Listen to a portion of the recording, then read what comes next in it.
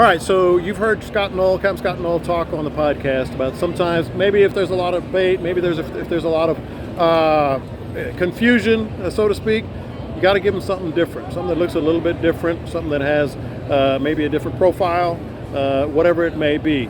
Well, I came to the right spot today.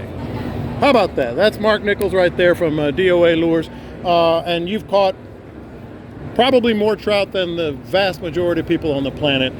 You've caught a lot of fish, and you're used to maybe throwing something a little different. You obviously, I can show some of the stuff here as we're at the DOA booth. What I just said, like some people sometimes, Captain Scott has said it on the podcast, maybe give them something that looks a little different. You got a couple of things in mind right here that you were talking about off air. They definitely look different, and one of them in particular, if I hadn't seen the pictures, I wouldn't have believed that you can catch with. So first of all, do you buy into what we were just talking about? Like sometimes you have to have a different look. Well, diversity is real important, but also as much time as I spend on the water, you know, and I guess as much as anything, I happen to be in South Carolina. Yeah. I'm doing a show in South Carolina. I introduced my snakes. First time I've ever shown this thing was in South Carolina. So when I designed it, you know, here it is full length. By the way, you heard him right, snake. When I designed it thinking largemouth bass and cobia. Yeah. Okay, you know, and they work for the largemouth bass. We and know cobia. that part. But you know, it's like all these guys started buying them. And I'm like going, you know, it's like January in South Carolina. It's cold. Yeah. And I was like, you guys bass fishing now? And they're going, no, we're using them all for redfish. They're full of our saltwater eels. And I was like, really? And so they bought quite a few, and I fished the day after. Yeah. And You were throwing it, I'm assuming? First I threw my confidence baits. Yeah. I threw my jerk baits, I threw the shads, and they were refusing, or we weren't catching much. Yeah. And I'm like, well, they said it works, so I'm going to try it. Yeah. So I put a jig head in it, just like this, and I threw it out. And I just barely moved it, and all of a sudden I felt a strike. Yeah. And boom, I got him. I bring it in.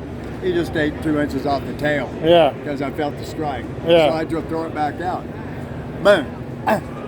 Miss him again. I got 2 more inches. And then I said, wait a minute, I'm going to worm fish this thing. Yeah. Threw it out. I moved it. It picked it up. It started swimming off, and then I just came tight. Yeah. And we crushed them. And it was like, you know, it was basically like worm fishing. Let's see how you're rigging this. This one just, you know, I put a pretty heavy head in it so that I'd have some meat for a jig head to fish in. Okay. And I'll fish it this way a lot. Sometimes I'll just cut part of the tail off if I feel like they're short striking it. But I have watched a bass shorter than this suck the whole thing in. A young man that was 14 sent me a video of it. And it took that bass 3 sucks to get the whole thing in. But then he swam off with it, you know, and it's like, but this thing, you know, a lot of people don't think about it, but these are extremely common in a mud bottom. Yeah. There's a ton of them, and this to me is very high protein return and very easy to digest. And you said mud bottom. I'm guessing stuff like that is something that, well, your crustaceans is going to hold crustaceans, it's going to hold eels, it's going to hold crabs and everything else that lives in that soft bottom. Yeah. And you know, when I see one of these, you know, when we pour out our boot and one of these came out of the boot after we just caught a fish, we go, wait a minute, there's something to this. There was a reason why. Yeah. And so at this point, if I'm throwing at a tailing redfish, this is the first thing I throw.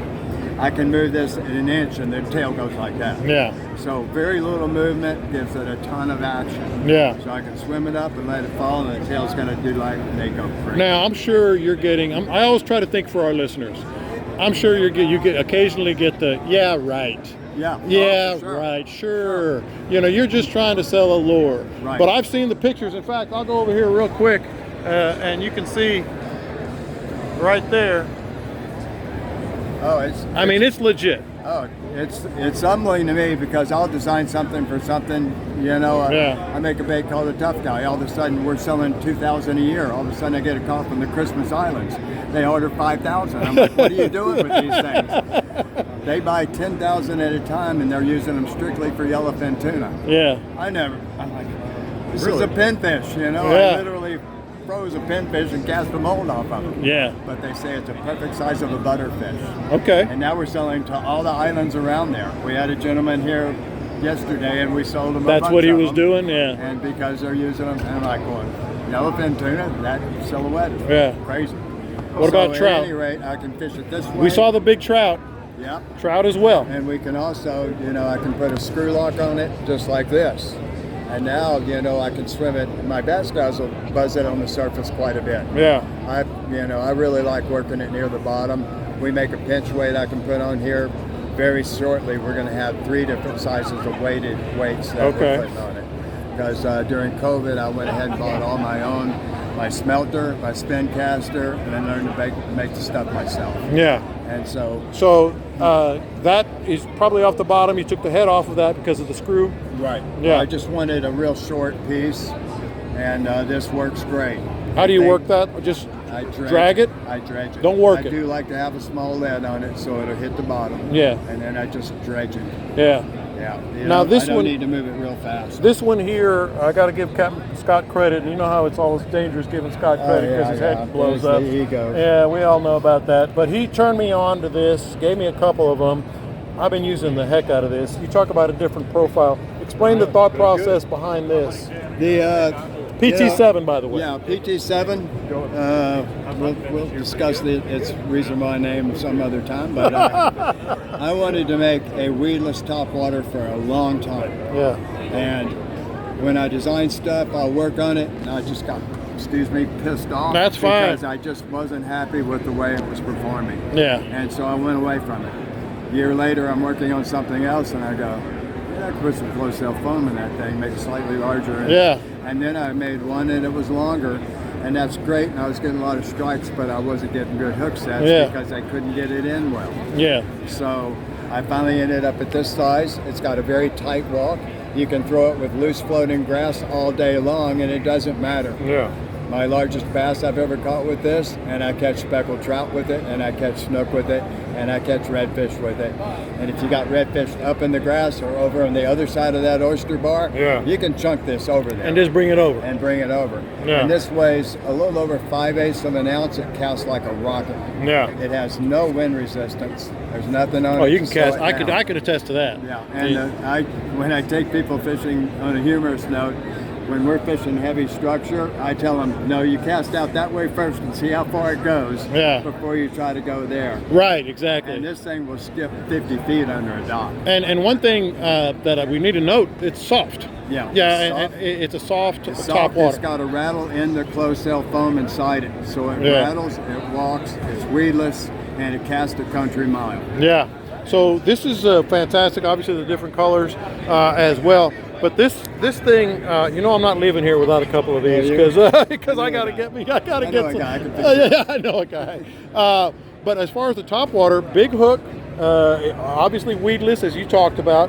Right. And the 7, I'm guessing it's the 7th iteration. It's the 7th version. 7 centimeters. Oh, 7 centimeters. I thought it was PT7 because you said earlier you had tried and more or less 7 centimeters. Yeah. That's all right. 7 centimeters for our purposes. It might be a lot more than 7 tries on it. But, some was size length, some was action and that sort of thing. But very user friendly. Very user friendly. You can, I've got people that are steady swimming versus walking it. That's the thing about topwaters, and Captain Dean and I talk about this all the time.